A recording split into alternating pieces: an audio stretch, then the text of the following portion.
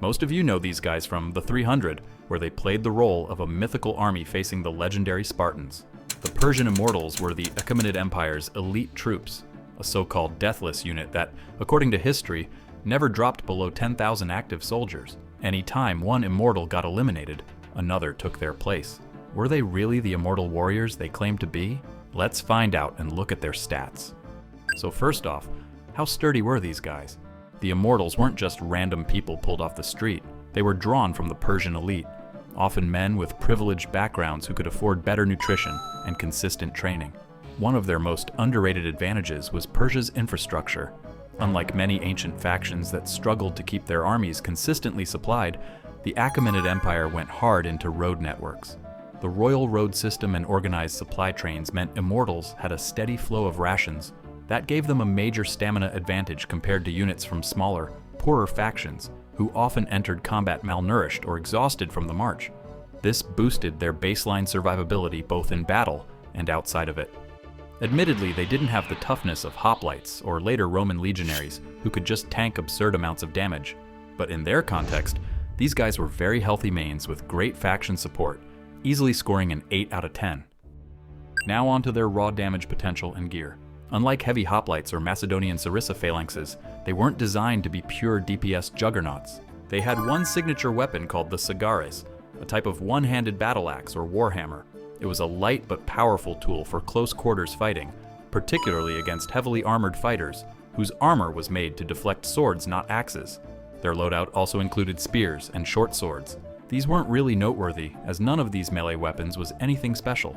For example, their spears were decent, but Macedonian Sarissas outperformed them. Their short swords were well forged, but the Roman gladius was better optimized. What makes their kit interesting is the addition of a bow, giving them hybrid functionality. A formation of 10,000 trained archers also wielding spears is the kind of versatility that can make up for other weak points in their offense. Still heavier melee units could overpower them if they got in close, and specialized ranged units outclassed their archery. They were strong, but more because of combined arms synergy than raw one-shot power, still earning them a solid 7 out of 10. Their defense is where things get more debatable. The sources in their name might make you think they were, well, immortal, but the truth is mixed. They wore scale armor made of iron or bronze plates sewn onto cloth or leather. It gave decent protection against slashes and some pierce damage, but was definitely thinner than the full bronze plate or heavy hoplon setups of Spartans and Greeks. Moreover, they carried wicker shields, which were lighter and easier to carry than solid bronze hoplons, but also significantly less durable.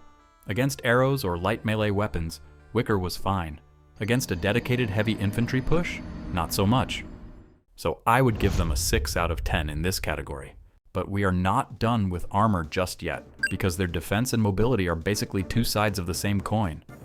Remember how they didn't have the heaviest armor or shields? Well, that wasn't just a weakness. It was also a deliberate trade-off that gave them higher stamina and faster maneuverability.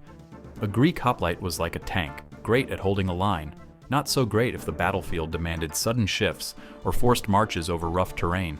Immortals, by contrast, could march long distances, and because their gear was lighter, they could keep up endurance-based maneuvers more consistently. That said, don't picture them as cavalry-level fast. These were still infantry mains, and while they could sustain movement, their top speed wasn't going to outpace more mobile builds like horse archers or skirmishers. But for a unit that needed to double as both elite frontline troops and a bodyguard unit that could follow the king anywhere, this blend of moderate defense and high endurance was actually pretty solid. If there's one area where the Immortals punched above their weight, it's tactical intelligence. Their biggest advantage here was formations. While Greek hoplites had the iconic phalanx, the Immortals weren't far behind with their own close-rank spear and shield lines. Also, the Persians as a faction loved to mix infantry with cavalry, archers, and specialized troops. Immortals often acted as the backbone of that setup. For example, they would face the enemy head-on, while archers rained arrows on the enemies, and cavalry prepared to surround them. Their weaknesses? Dependency on a great general. After all, they were trained as glorified bodyguards, and therefore lacked some initiative. Take away Persian generals and kings like Cyrus, Darius, and Xerxes, and they had a problem. Still, they were better at executing and holding formations than most armies, earning them 8 out of 10. And finally, their training requirements and resources. Training up an immortal wasn't easy, but it wasn't as insane as, say, Spartan warriors, who basically had to start grinding XP the moment they spawned. But the upkeep cost? Pretty high. Maintaining a permanent roster of 10,000 troops in full gear was a massive resource sink. You needed weapons, armor, rations, medical care, and crucially, you needed a constant pipeline of replacements to keep that immortal branding intact. Every time a soldier went down, the devs had to hot swap another one in to maintain appearances. This branding also restricted them from ever fielding more than 10,000 soldiers, which is stupid if you have the resources to train more troops. So, while training an individual immortal was doable, the faction-wide investment to keep the roster capped at 10,000 made this a prestige unit. But no matter how good or bad a unit's individual numbers are, they don't exist in a vacuum. The real question is, what buffs and nerfs did the Persian faction give them, and how did that shape their role in the meta? Let's start with the most obvious one, their branding and prestige. Their supposed immortality was pure propaganda. The effect? Psychological warfare. Enemies might look across the battlefield and think, wait, didn't we just kill like 50 of these guys? Why are there still 10,000? It's the same principle as fighting a raid boss whose health bar keeps refilling. Even if mechanically nothing had changed, the optics alone acted like a hidden morale debuff against enemies. Next, linguistic synergy. This one might seem weird, but language is an often undervalued aspect. The Persian Empire spanned dozens of cultures and languages, but the Immortals were recruited from across this patchwork system and standardized under Persian command.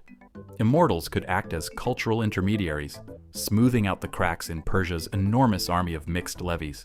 Think of it as a hidden stat that raises cohesion in otherwise chaotic multi-ethnic forces. And finally, logistic priority. Persia had a great road system, but the Immortals got the first dibs on everything.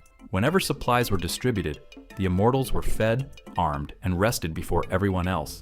While levy troops might show up tired, underfed, or undersupplied, the Immortals always had full stamina and stocked inventory. But now it's time to talk about some of their nerfs, starting with prestige maintenance tax. Expensive cosmetics, costly equipment, elite rations, all draining the faction's economy. They were strong, but if a bad economy hit Persia, Immortals could become dead weight.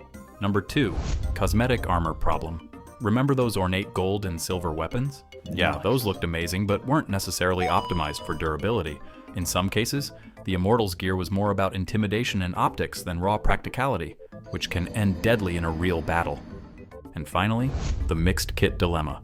Immortals could shoot bows, but they weren't dedicated archers. They could fight with spears, but they weren't as tanky as hoplites. They could guard the king, but they weren't cavalry who could react to fast threats. Remember the famous Bruce Lee quote about fearing the man who practiced the same kick 10,000 times, more than the man who practiced 10,000 kicks once. Yeah, that's basically what this boiled down to when Immortals clashed with a faction focusing on one specific battle tactic. But the real question is, how did they actually perform against the other builds of their era? To figure that out, let's run through 3 key matchups, starting with an easy win for them. Levied soldiers, often drafted peasants with minimal training, just couldn't stand up to a permanent core of 10,000 elite soldiers with good gear, steady rations, and morale buffs from literally being the king's guard. Any faction that relied on quantity over quality without Persia's infrastructure was in big trouble. The Immortals had the stats to dominate early and mid-tier armies, and that's exactly what Persia leveraged when expanding into Mesopotamia and beyond. Next up, a matchup that's much more dynamic. Egypt's chariot units were some of the flashiest DPS mains of the Bronze and early Iron Age. Fast, maneuverable, and packing archery power, they were devastating against poorly organized infantry. The Immortals, though, were disciplined enough to counter them. Their spear walls gave them some anti-chariot potential, while their own archery skills let them contest at range. The real deciding factor was terrain. In open plains, Egyptian chariots had the edge, circling and harassing infantry lines. But in rougher terrain or more drawn-out campaigns, the Immortals' staying power and hybrid versatility made them more consistent. Historically, Persia did manage to fold Egypt into their empire, but it was never a complete stomp. More of a situational matchup where either side could win depending on the map. And finally, a legendary matchup that was absolute cinema. In theory, the Immortals had range, versatility, and numbers. In practice, Spartans were absolute nightmares for them. Spartans carried massive bronze shields and wore armor that made Persian wicker shields look like cosplay props. Their long spears also gave them a reach advantage in phalanx formation, meaning immortals struggled to break through. And because the Spartans fought in tight, disciplined units too, Persia's usual strategy of overwhelming less coordinated foes didn't work here. Sure, they had cavalry and numbers on their side, but when it came down to the infantry duel, hoplites were just a hard counter. However, we do have to acknowledge that they did win in the end, even though it was only thanks to their sheer endless amount of soldiers. So were the Immortals really overpowered? Their combination of versatility, morale, and Persia's logistical engine made them consistently dangerous. And their raw stats were also rather impressive for the era. But the most important aspect was their origin, but their lack of any specialization, relatively small number, and their continued struggle against other factions using similar formation tactics keep them out of the S tier. So I would say that in their time, the Immortals were firmly an A tier unit. They weren't as game-breaking as the Roman legions later on, but they were more than strong enough to dominate most of their contemporaries. And with that, today's patch notes come to an end. If you enjoyed this video, feel free to give it a like, leave a comment below, and subscribe to my channel if you want to watch more videos like this. Bye-bye, and I'll see you in the next one.